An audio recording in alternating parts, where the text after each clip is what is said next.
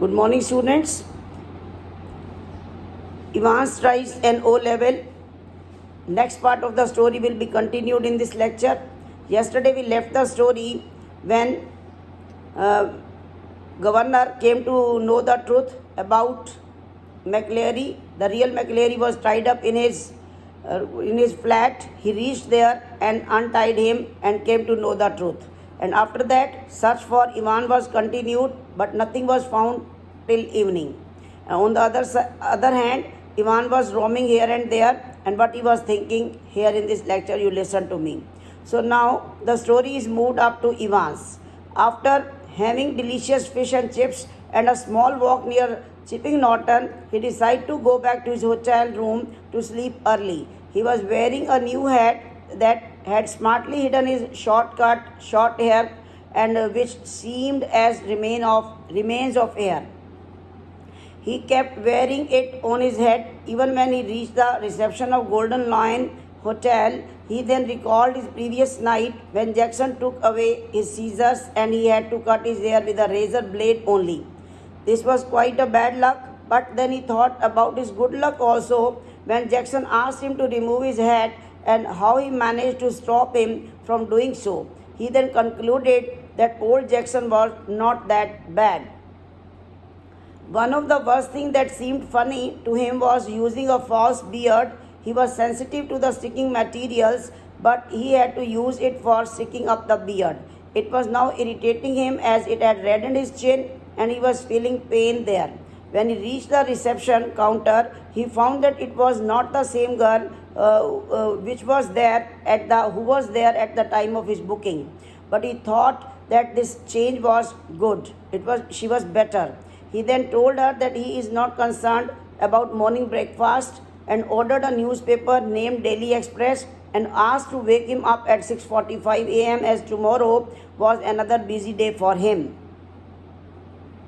He was climbing up the broad stairs while whistling, and Evans was once again lost in his thoughts. He liked being dressed up like a minister, the dog collar and other things. He thought it to be a good idea that McLeary was wearing two collars, two fronts, everything double, which was required to change the get-up.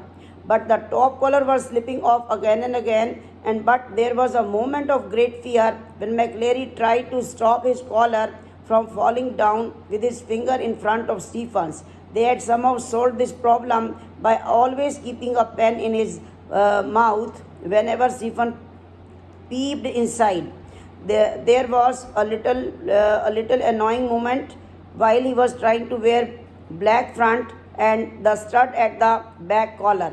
That was difficult for him, otherwise things went well.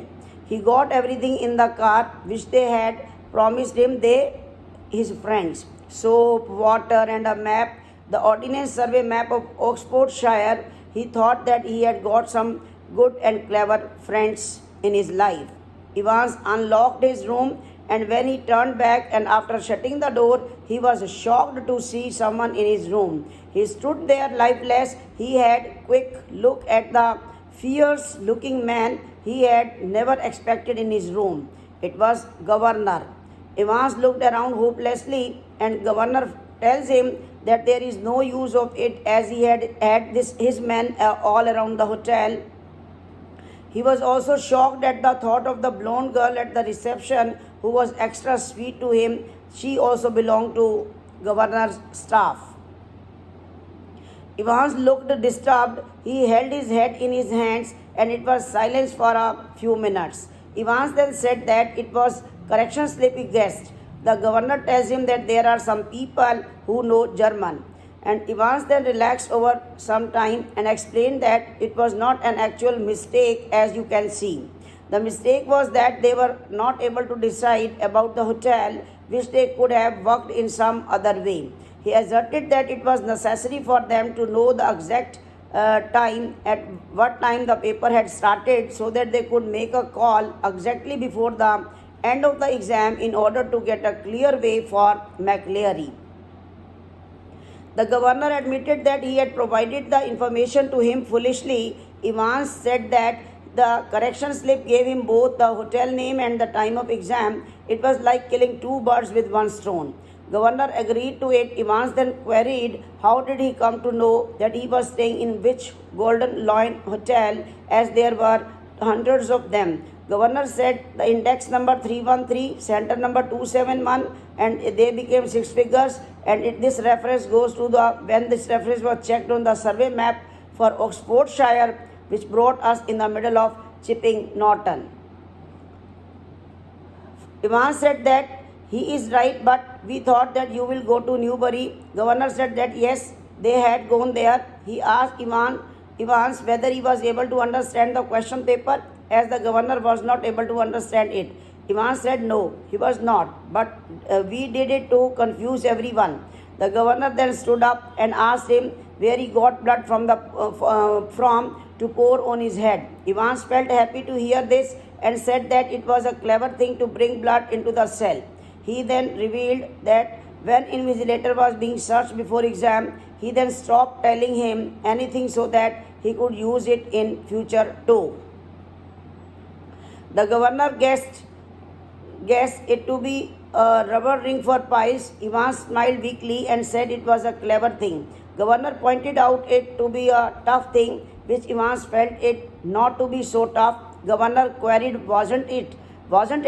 And Evans said the main problem was to prevent it from hardening. He tells him that they got pig blood easily from a slaughter shop in Lidlington, and said that one has to mix his own blood to stop it from hardening or clotting. Evans took a break and said that he mixed 3.8% of trisodium citrate to prevent it from clotting, and Governor shook his head, though he did not want to praise him. He said that they learn new things every day. He then took Evans with him and walked down the stairs. Governor asked him how he planned this, as he had no visitors, no letters at all. He replied that he had many friends. Even his German teacher was his friend. Governor surprisingly said that the teacher was from technical college. Evans questioned whether he had ever verified it. He checked it. The receptionist said that the van was ready. Both Evans and the receptionist winked at each other. Evans was then shackled by the prison officer, and they both climbed the van. The governor said bye in a way as he was bidding him farewell. Evans asked him whether he knows any other language. The governor asked him the reason behind this, why he was asking so. Evans sat back on his seat comfortably and happily replied that he asked so because he came to know that there will be O-level Italian classes coming up next September. The governor assured him that he would not be with them by September. Evans thought for a while and then said yes, maybe. Soon the van turned right from the Chipping Norton onto the Oxford Road. The silent prison officer removed his handcuffs and asked the driver to drive fast. The driver asked about where to go in his Scotch accent. Evans suggested him to go to Newbury. At last, Evans was able to escape once again with the help of his friends, who were now pretending to be the prison officers and the driver. And in this way, Evans was escaped once again from the jail. He had befooled everyone, even to the governor, who thought himself the most trustworthy person in the city. Thank you.